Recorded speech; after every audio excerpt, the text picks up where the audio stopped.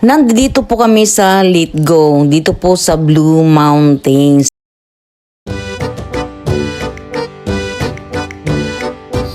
Good morning, good morning, good morning na naman po sa inyo.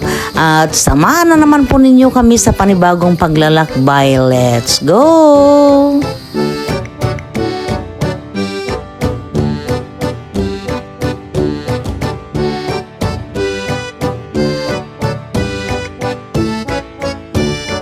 At ito po ang makasaysayang lugar ng Litgo, guys. Kung nakikita po ninyo yung may bandila na yan, naadyan po ang kanyon.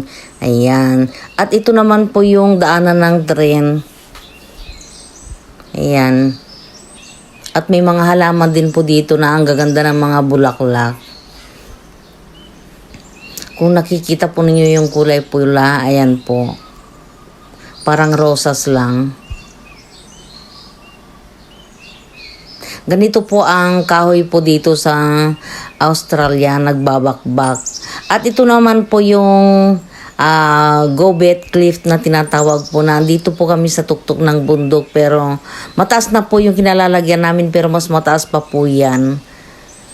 At ganyan po ang itsura ng Blue Mountain. Kagubatan po ang nasa ibaba, guys.